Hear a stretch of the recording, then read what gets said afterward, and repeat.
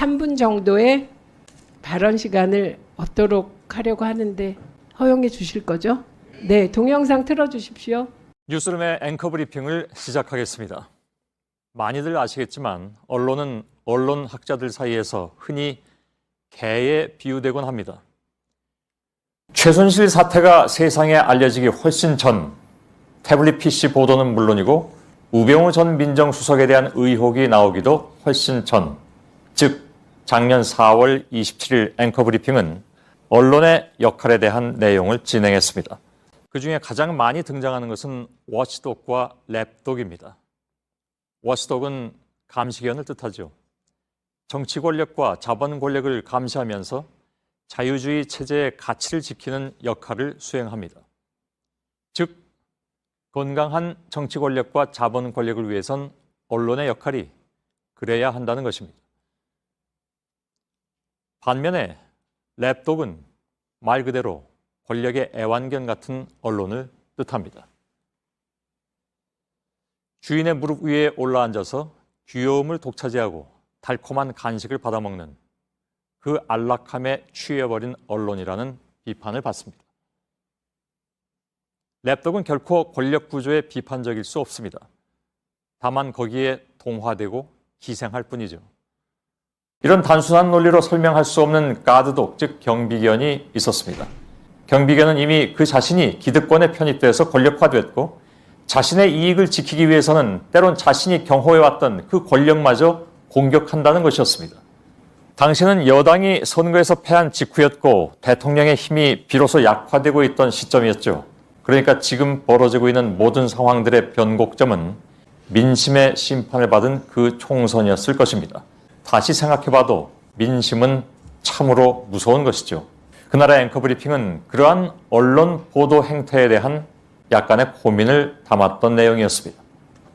혹자는 당시의 앵커 브리핑이 그 이후에 벌어질 언론 상황에 대한 예견이었다 말하기도 하지만 굳이 예견이랄 것도 없이 이런 현상은 과거에도 반복됐었고 앞으로도 얼마든지 반복될 수 있는 일이었습니다. 누구의 지배도 받지 않고 아무도 지배하지 않는 것. 요는 살아있을 것이냐, 살아있지 않을 것이냐이다. 나는 길들지 않는다. 모든 언론이 최소한 나는 애완견은 아니라고 외치고 있는 지금 진정한 의미에서 길들지 않은 사람들의 독립운동은 언제 끝날 것인가? 과방위에서 방송사법을 통과시켰습니다. 과방위가 통과시킨 방송사법의 가장 큰 목적은 권력으로부터 언론의 경영 환경이 독립되는 것입니다. 권력의 눈치를 보지 않고 권력을 비판해도 가능한 언론 환경을 만들자라는 것이죠. 국민의힘에서는 민주당이 언론을 길들이려 하고 장악하려고 이런 법안을 준비했다라고 말합니다. 그러면서 어떤 내용이 더불어민주당에게 언론 장악을 가능하게 하는가? 이런 이야기는 조금도 하지 않죠. 국민의힘이 우려하는 것은 자신들이 언론을 장악하지 못하고 자신들의 행태가 언론에 의해서 까발려질까봐 그러면서도 속수무책으로 당해야 하는 그런 현실이 만들어질까? 언론사법을 반대하는 것이죠. 이에 이정현 의원의 발언은 언론의 중요성을 일깨우고 있습니다. 서울 광진갑의 국회의원 이정헌입니다. 윤석열 정부의 오만한 권력에 대해 강력히 경고합니다. 나는 신문 없는 정부보다 차라리 정부 없는 신문을 택하겠다. 언론 없는 정부보다는 정부 없는 언론을 택하겠다던 토마스 제퍼슨의 그 유명한 말은 이 워치독 신봉론의 금과 옥조가 됐고 민주주의의 성공을 위해서 언론 자유가 얼마나 중요한지 230여 년 전 미국 건국의 아버지는 알고 있었습니다. 언론은 국가 권력의 오작동을 견제할 수 있는 최후의 보루입니다. 그러나 현재 대한민국엔 정부도 언론 자유도 없습니다. 우리는 법치를 외치던 대통령에 의해 권력 분립이라는 헌법 가치가 무너지는 비극을 보고 있습니다. 민주주의 국가에선 언론을 행정부, 사법부, 입법부에 이어 제4부로 부릅니다. 그런데 지금 대한민국 민주주의를 지탱하는 모든 기둥이 위태롭습니다. 윤석열 정부는 언론을 장악하고 통제하고 있습니다. 그리고 그 책임을 묻겠다는 국회를 무시하고 있습니다. 국민 여러분, 그리고 언론인 여러분, 오늘 텅 비어있는 저 자리들을 기억하고 기록해 두시기 바랍니다. 우리는 이 현장을 대한민국 민주주의가 뒷걸음치고 있다는 또 하나의 증거로 남겨야만 합니다. 윤석열 정부의 언론 장악, 국정조사를 추진하겠습니다. 퇴보하는 민주주의를 방관하면 그 청구서는 반드시 국민에게 돌아갑니다. 이것만큼은 기필코 막아야 합니다.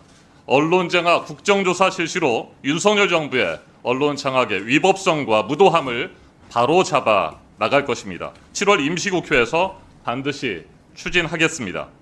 권력은 영원하지 않습니다. 국민 위에 군림하려는 권력, 국민을 우습게 하는 권력은 절대 성공할 수 없습니다. 한상혁 방통위원장 해임을 시작으로 류희림 방심위의 비상식적인 심의 남발까지 이 정부는 집권 25개월 동안 일사천리로 언론 장악 프로젝트를 가동하고 있습니다. 국정조사로 낱낱이 밝혀야 합니다. 마지막으로 오늘도 상임위 회의에 참석하지 않고 민의를 대변하는 국회를 존중하지 않는 여당 의원들에 대해 강한 유감을 표합니다. 방송사법 관련한 입법 청문회가 예정되어 있습니다. 자유롭고 책임 있는 언론 개혁으로 나아갈 첫걸음입니다. 방송사법은 정권에 따라 흔들리는 언론 자유를 지키는 법입니다. 보수가 집권하든 진보가 집권하든 권력자가 아니라 국민의 편에 서는 언론 환경을 만들자는 잠시 주목해 주시길 바랍니다. 구독자분들에게 특별한 선물을 준비했는데요. 제가 항상 여러분들께 강조드리는 말씀이 있습니다. 이슈와 뉴스만 꾸준히 챙겨보셔도 충분히 돈을 벌 수 있다고 말씀드리는데요. 여기 보이시는 채널의 영상을 보시면 어떤 생각이 드시나요? 그냥 눈에 보이시는 뉴스와 영상만 보시고 아무 생각 없으신가요? 그렇다면 저는 잘못된 거라고 말씀드리고 싶습니다. 그 이유가 무엇이냐면 자 8월 초에 뭐라고 말씀드리나요? 지금은 바이오에 관심을 가져야 한다고 뉴스만 보고 넘기지 마시고 투자를 직접적으로 생각해봐야 한다고 말씀드렸는데요. 이런 썸네일들과 영상을 통해서 충분히 독자님들께도 전달이 되셨을 겁니다. 이런 바이오 이슈가 되었을 때 부자는 어떻게 생각할까요? 바이오 관련주는 무엇이 있는지 어떤 종목이 가장 좋을지 어디에 투자해야 돈이 몰릴 수 있는지 자연스럽게 생각한다고 말씀드렸습니다. 지난번에 구독자분들과 함께하는 주식으로 수익 내기를 진행했었는데 100% 무료로 진행을 했고 사진을 보시면 아시겠지만 구독이라는 문자 메시지를 남겨주신 모든 시청자분들께 이렇게 바이오 관련주 중에 가장 급등할 확률이 높은 딱 한 종목을 드렸습니다. 8월 13일에 우정바이오를 추천드렸습니다. 여기 나와 있는 사진을 보시면 정확히 얼마에 매수하고 어떤 종목을 사는지 어느 지점에 팔아야 하는지 이런 부분들까지 여러분들에게 정확히 알려드렸는데요. 실제로 많은 분들께서 수익을 보셨습니다. 오른쪽을 보시면 아시겠지만 8월 13일에 우정바이오를 소개해드리고 나 실제로 질이 지나지 않고 이렇게 주가 상한가가 되었습니다. 당시에도 굉장히 많은 분들이 제가 드린 이 종목으로 수익을 내셨습니다.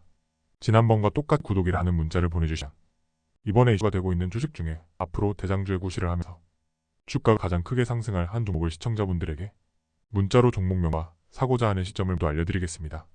이 영상을 보시고 계신 시청자분들 중에 종목이 궁금하다 하시는 분들은 남녀도 시간대 상관없이 이렇게 상단에 번호를 항상 남겨놓고 있습니다. 전화번호 010-5638-2209 똑같이 무료 급등 주식 문자를 해드리겠습니다. 돈을 받는 것도 아니고 투자를 대신해드리는 것도 아니고 부담없이 구독 문자 보내주시면 되십니다. 수익 나신다면 구독과 좋아요 한 번씩 부탁드립니다.